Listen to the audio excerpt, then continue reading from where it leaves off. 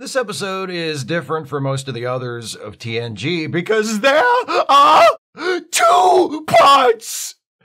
This is a review of my favorite episode of Star Trek The Next Generation, Chain of Command. If you have not seen this episode and you don't want to know what happens in it, be warned, spoilers beyond this point. This has been my favorite episode of TNG since the first time I watched it, which was December of 1992, by the way. This fraught, unsettling two-parter where the lead protagonist gets tortured while the rest of his crew and their abrasive new captain narrowly avoid a war concluded 4 days before Christmas. Happy holidays, everyone! On the 5th day of Christmas, my true love gave to me 4 lights. So, it's been my favorite episode for a long time, but my appreciation of it has only grown as I've watched it again over the years, and my reasons for appreciating it have increased in number. The first thing I loved about this episode, and still one of the main things to this day, is the performance by Patrick Stewart. My God, is he good in this. Stewart gives some impressive performances throughout TNG. The Inner Light, Tapestry, and The Measure of a Man all come to mind for different reasons, but I don't think he's ever better than he is here, especially in part 2. Stewart lets us see a more vulnerable side of Picard than we've ever seen. By the end of his time as a prisoner of Gul Madred, he is physically and emotionally drained, and Stewart shows us that without ever seeming to try too hard. He has his big actory show-off moments, like when he throws one final "there are 4 lights" back in Madred's face before he leaves, but he also has so many subtle moments, closely observed bits of physical acting, like how he pulls himself to his feet and walks while holding onto a series of steel bars for support, or how he's able to communicate his utter exhaustion through his body language or slack facial expression. He's magnificent. But this is not a one-person show. Stewart's scene partner for most of Part 2 is David Warner as Gul Madred, and he more than holds his own. Warner was a familiar face to us Trekkies, having also appeared in Star Trek V and Star Trek VI by this point, but again, I think of Chain of Command as his best work in the franchise. As portrayed by Warner, Madred is by turns refined, sadistic, controlled, enraged, sometimes deceitful, sometimes surprisingly honest, always intelligent, but also always arrogant, which is what eventually allows Picard to get the better of him, in one way, at least. David Warner's scenes with Patrick Stewart are pure theater. 2 characters in conflict, 2 actors playing off each other. It's so good that you forget about the silly sci-fi trappings of the play. You forget that they're supposed to be in the future on another planet. You forget that David Warner has ridiculous rubber appliances glued to his face. All of that falls to the side. And what you're left with is drama, story, derived through great performances.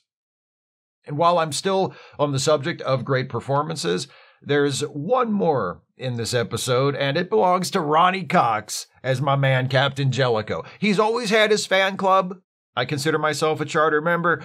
But for most of the fan base, he remains among the most misunderstood characters in the franchise. I think a lot of that is due to the fact that we understandably identify with the regulars on the show, which we should, that's a good thing, and Jellicoe rubs most of them the wrong way. But that doesn't make him a bad captain or a bad person, and it certainly doesn't make him a bad character.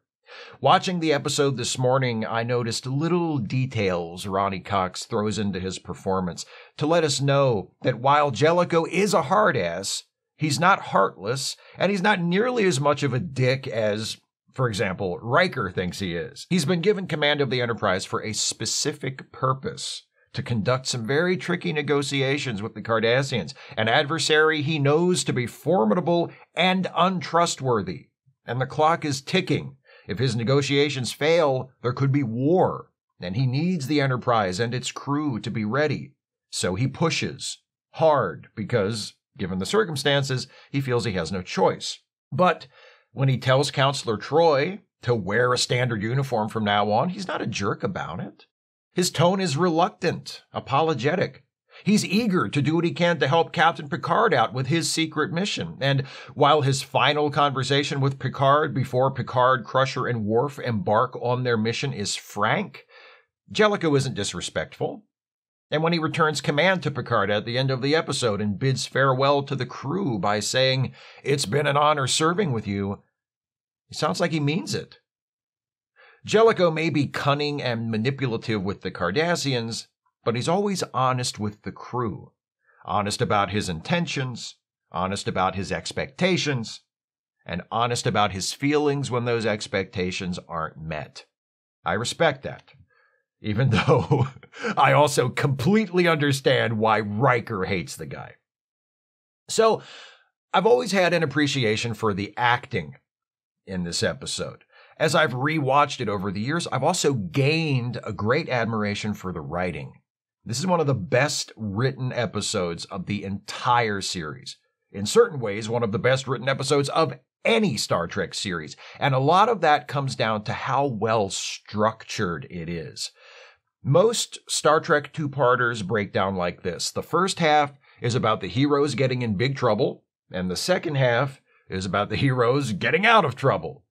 They're not all like that, and there's nothing inherently wrong with that structure, but it can result in a feeling of sameness among two-parters, especially in the concluding parts. The second halves of many Star Trek two-parters feel like procedural exercises. They're about the writers of the episode writing themselves out of the corner they intentionally wrote themselves into in the first part, rather than about story or character or theme. Chain of Command doesn't feel that way. It tells a single cohesive story across its two parts, but each part also has a distinct identity all its own. Part 1 has the sudden change in command, the arrival of Captain Jellicoe, the beginning of Jellicoe's conflict with Riker, and also the beginning of Jellicoe's negotiations with the Cardassians, represented by Gul Lamek. Part 1 also has Picard, Crusher, and Worf training for their secret assignment and carrying out their mission, which leads to Picard getting captured. In Part 2, the center of gravity shifts to Picard's story. The plot on the Enterprise is still prominent and important, but now the main event is Picard versus Madred. That keeps Part 2 feeling fresh and vital. We're not just watching a story that began in the previous episode proceed to its conclusion. We're seeing a new and compelling side of that story, while threads introduced in Part 1 continue to unwind. I like how the plot, both with Jellicoe and the Cardassians on the Enterprise and with Picard and Madred, is structured as a series of reversals. When Gul Lamek first comes aboard the Enterprise to begin negotiations, Jellicoe plays some games with him and throws him completely off. Lamek seems rattled, out of his depth. Jellicoe is confident and in control. But then, near the end of Part 1, Lamek informs Jellicoe that the Starfleet team sent covertly into Cardassian territory, the team of Picard, Crusher, and Worf, has been captured. And suddenly the tables have turned. Now Lamek is the confident one. Now he has the leverage, and Jellicoe is the one who isn't sure how to respond. And then in Part 2, it flips again, when Geordi finds evidence that allows Jellicoe to deduce that a fleet of Cardassian ships is hiding in a nebula waiting to attack a Federation planet. Jellicoe has Riker and Geordi sneak into the nebula aboard a shuttlecraft and place remotely controlled mines near the Cardassian ships, then contacts Lamek with his demands. Once again, Jellicoe has the upper hand. The relationship between Jellicoe and Riker follows a similar course. Riker seems slightly bowled over by Jellicoe's full steam ahead, all business attitude at first, but things between them don't start to turn sour until Jellicoe learns that Riker hasn't altered the duty schedule as he ordered. There's tension between them, but they're able to work together until Riker reacts angrily to Jellicoe's refusal to send a rescue team for Captain Picard, at which point Jellicoe relieves Riker of duty. But then comes the last reversal, and it's done so smartly. After Jellicoe relieves him of duty near the beginning of Part 2, Riker disappears from the episode. Then Jellicoe comes up with his plan to lay mines in the nebula near the Cardassian ships, and Geordi advises him that Commander Riker is the best person for that job. So it's at that point, and only that point, that Riker comes back into the story. Smart writing keeps things interesting. We haven't seen Riker for a while. There's a reason he hasn't been on screen, and now there's a reason for him to return, because Jellicoe needs him. And there's the reversal. Jellicoe, who sent Riker home for insubordination, needs Riker for this mission. So Jellicoe goes to Riker's quarters, where Riker is hanging out in his pajamas, his casual pajamas, not his work pajamas, and they have this great scene where they take turns saying why they don't like each other, and Jellicoe asks Riker for his help. Now Riker has the advantage. And of course he says yes, and he's back on the team. Picard and Madred's story works the same way, but with a more particular pattern. Madred is in control most of the time, but he keeps showing vulnerability. And every time he does, Picard seizes the opportunity to get to him. Madred is the tormentor, the captor, the dominant one, but after he brings his daughter to visit, Picard is able to turn that against him, to say that even though the military dictatorship that rules Cardassia will allow Madred's daughter to grow up with her belly being full, it will also guarantee that her spirit will be empty. Madred loses control and smacks Picard in anger, but then he gathers himself and goes right back to the program. Later on, the same thing happens. Picard is starving. Madred laughs as he slurps down a disgusting raw egg with a living creature inside of it. But then Madred tells Picard a story about when he was a child, scraping by on the streets of a Cardassian city, desperate and hungry. Again, Picard uses it, telling Madred that despite all his cruelty, Picard pities him and will now only see him as that frightened, helpless child he once was. Madred gets angry, but then retakes control. Then, as Picard is being released, another reversal.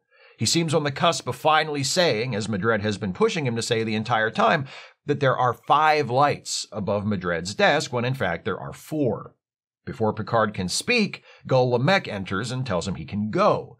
But before he goes, Picard turns back to Madred and gives him the "there are 4 lights" as a parting shot. Picard, abused and traumatized, leaves the torture chamber on a note of victory.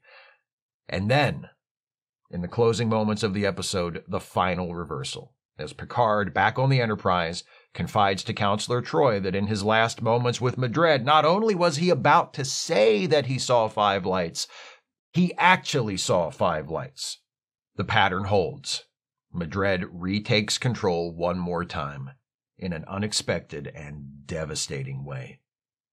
Beautifully acted, impeccably written, a gripping, layered, emotional story involving beloved established characters and compelling newcomers, and it's a 2-parter that actually feels like it needs to be a 2-parter.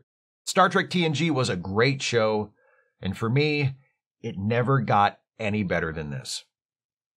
Those are my thoughts on Chain of Command, my favorite episode of Star Trek The Next Generation. What's your favorite TNG episode? Please share it with me in the comments. If you'd like to support this channel, and I sure wish you would if you can afford it, you can do so by becoming a patron at patreon.com/Steve Shives, becoming a channel member by clicking the join button, or by making a one-time gift by clicking the thanks button, or via PayPal or Venmo. Links are in the description. Don't forget to watch for my review of the 2nd episode of Season 3 of Star Trek Picard coming this weekend. I'm teaming up with my best friend and podcast co-host Jason Harding to review this final season of Picard, and our next review should be up sometime this weekend, hopefully on Saturday. And please join me again at this time next week for another retro review. Next time it'll be my favorite episode of Star Trek Deep Space Nine, The Visitor. I'll see you then. Thanks for watching, and take care, everybody.